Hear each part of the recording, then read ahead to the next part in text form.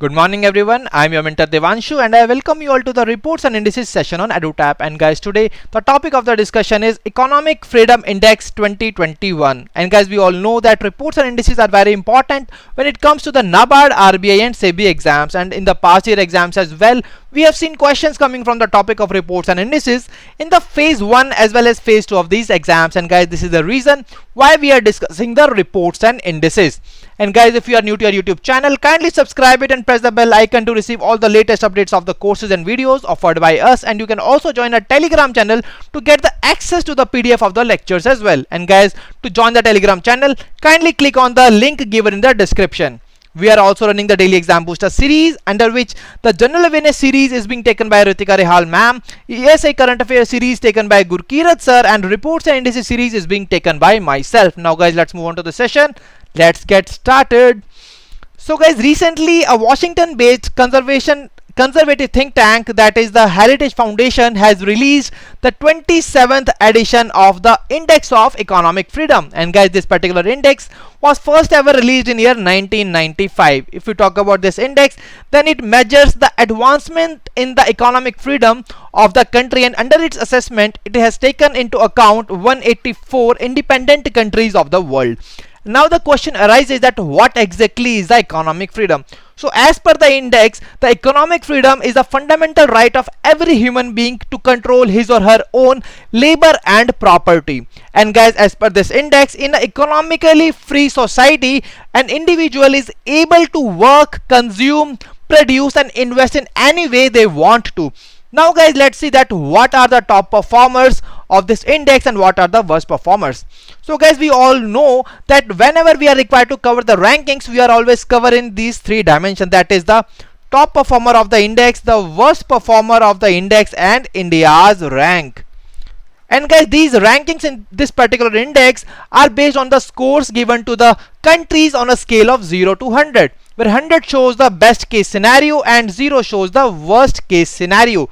And guys, now let us see that what are the top performers of the index. And if you talk about the top performers, then Singapore has topped the index with a index of economic freedom score of 89.7, followed by New Zealand and Australia. If we talk about the worst performers, then North Korea is the country which is being placed on the 178th position, that is at the bottom of the list with a score of 5.2. And guys, if we talk about the India, then India has been placed at 121st position, that is India is the 121st freest country in the world with a score of 56.5. Now guys, these scores must be based on some kind of pillars or indicators. Now let us see that what exactly these are.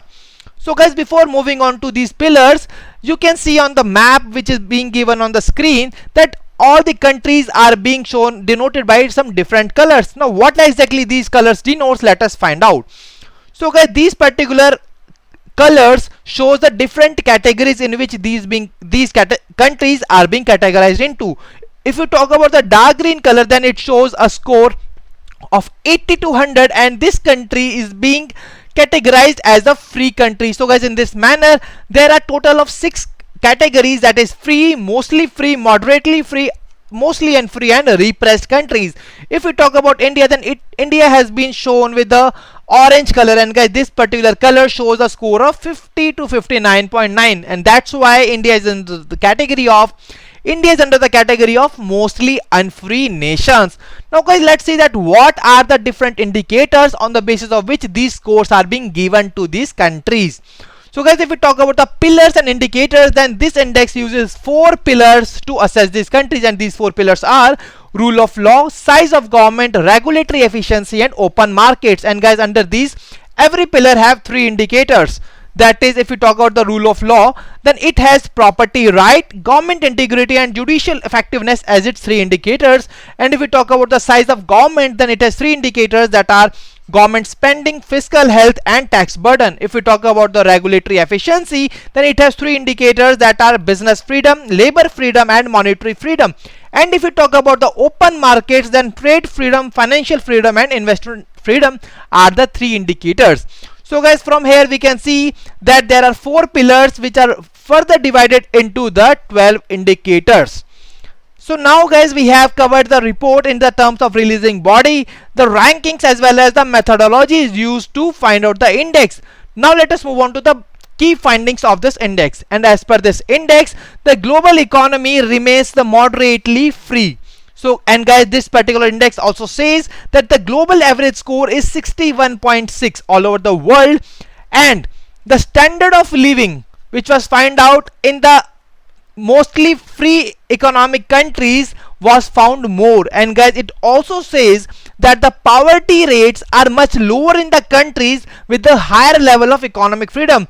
That directly shows that the countries with a higher level of economic freedom has higher standard of living and low poverty rates. And guys, this particular index also says that Singapore is the only country in the world which has been considered economically free in every index category. And guys, this index also says that citizens of the free or mostly free countries enjoy incomes which are more than double the global average. And guys, it is also more than 6 times of the income of the people living in repressed economies. And guys, with the below graph, we can directly see the number of countries in every category. And guys, from here we can see that there are only 5 countries out of 184 nations which are categorized as free country. And guys, if we talk about the mostly free, it has only 33 countries. If we talk about the moderately free, there are 59 countries under this category. If we talk about the mostly unfree nations, then 63 countries are there under this category. And if you talk about the category of repressed economies, then it has 18 countries under it. And guys, if we talk about India, then India is a part of mostly unfree category. And guys, if we total out these countries, then it will form a 78 number. And guys, that means that 6 countries are there which were remain unranked by the index. Okay, so guys, now we have seen the key findings. Now let us move on to the India specific findings. And guys, as per this index, we have discussed that India has been placed on the 121st position with a score of 56.5. And guys, in the previous edition of this index as well, India's score was 56.5. And guys, please mark star here because these two figures are very important from the exam point of view. And guys, as we can see that India is being denoted by the orange color. We have discussed that orange color denotes the mostly unfree category. And guys, the index says that India has shown a lot of improvement in the business freedom. Now the question rises that what exactly the business freedom is. So guys, the business freedom is the extent to which a person can set up a business in a country and run his business without the interfere of the government. And guys, as per the index, India's score is below the regional, that is the Asia Pacific region, as well as the world averages. If we talk about the regional average score, then it is 60.2, and if we talk about the world averages, then it was 61.6. And guys, India has been placed 26 out of 40 countries in the Asia Pacific region. And guys, if we talk about the Asia Pacific region, then the average score of the Asia Pacific region countries was below the global averages in 7 out of 12 indicators. And guys, with the below given table, we can see the India's score in the different indicators under all these 4 pillars, where under the rule of law we can say that the property rights, judicial effectiveness, as well as the government integrity and tax burden, as well as the government spending. So guys, these 5 scores are more than the global averages. And guys, you can see the global average scores from these below given lines. Okay, and guys, India's score was less in the 7 indicators than the global averages score. Okay, so guys, that was all from the today's session. Now let us move on to the small MCQ series, in which with the help of which we will revise the things that we have discussed in the today's session. So guys, let's move on to the MCQ series. And guys, the first question is here on your screen. So guys, the first question is, which among the following organization has recently released the Economic Freedom Index 2021? So guys, this particular first question is based on the very first parameter that was discussed in this session, that is the releasing body. So guys, please answer the question in the comment section below. The options are the Heritage Foundation, the Transparency International, Cato Institute, Economic Intelligence Unit, as well as the Institute for Economics and Peace. And guys, the right answer to the question is option A, that is the Heritage Foundation. Now guys, let's move on to the second question, and it is here on your screen. So the second question is, which one of the following countries has topped the recently released Economic Freedom Index 2021? And guys, the options are Norway, New Zealand, Ireland, Singapore and Hong Kong. So guys, once again, the question is from the topped nation, the country which has topped the index. So guys, once again, it is very important from the exam point of view. And guys, if we talk about the answer, the right answer to this question is option D, that is Singapore.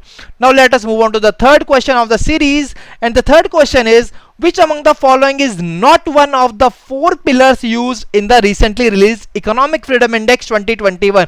And guys, please answer the question in the comment section below. Guys, we have discussed in this session that the index has used four pillars in order to assess the countries.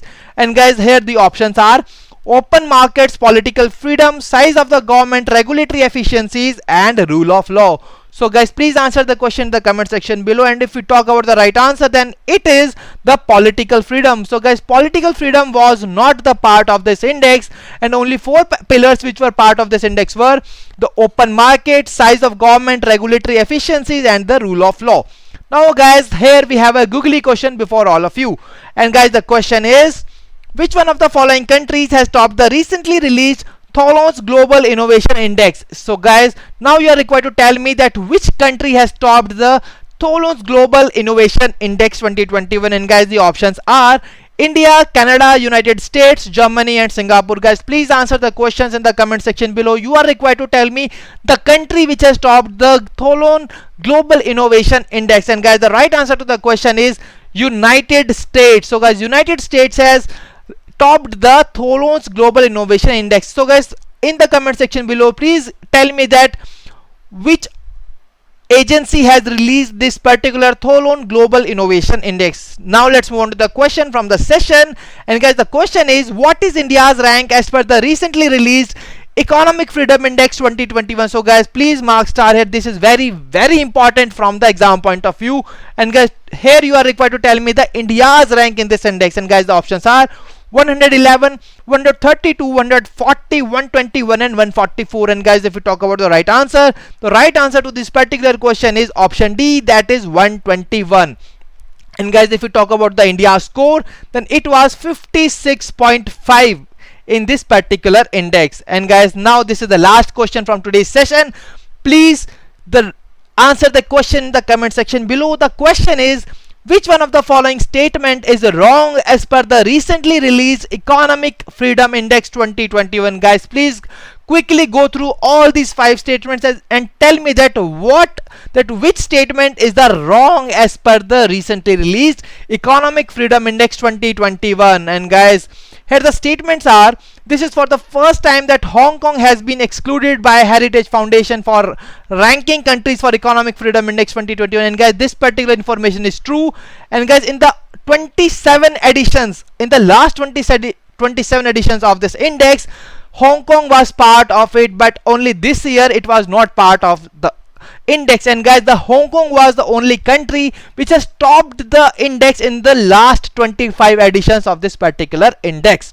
So guys, this particular statement is right as per the index. Now let's move on to the next statement, that is the global average score for index of economic freedom is 61.6. and guys, this is the right statement as per the index. And guys, if we talk about the third statement, that is score of India remained unchanged at 56.5 from the previous edition, and India was ranked at 26th position among the Asia Pacific region. And guys, this one again is the right statement. If we talk about the option D, that is a total 184 countries were ranked in the 27th edition of the Economic Freedom Index. And guys, once again, this particular option is right. Now let us move on to the last, that is the final option, that is China remains the only country in the world that is considered economically free in every index category. And guys, as per the discussion that we have already discussed in the index, that Singapore was the only nation which was considered economically free in every index category. And guys, that's why option E is the statement which is wrong as per the recently released Economic Freedom Index 2021. So guys, that was all from today's session. Now let us move on to the homework question of the session, that is According to the recently released Mobilizing Electric Vehicle Financing in India report, what is the market size for electric vehicle financing by year 2030? And guys, the options are $40 billion, $50 billion, $60 billion, $70 billion, and $80 billion. So guys, you all are required to answer the question in the comment section below, and I will be answering this particular question in the next session.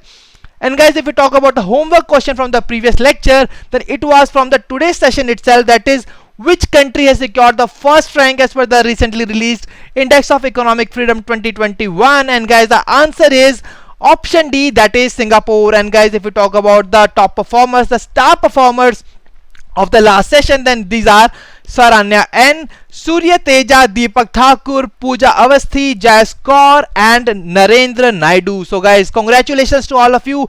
And if you also want your name here, then please answer the questions in the comment section below.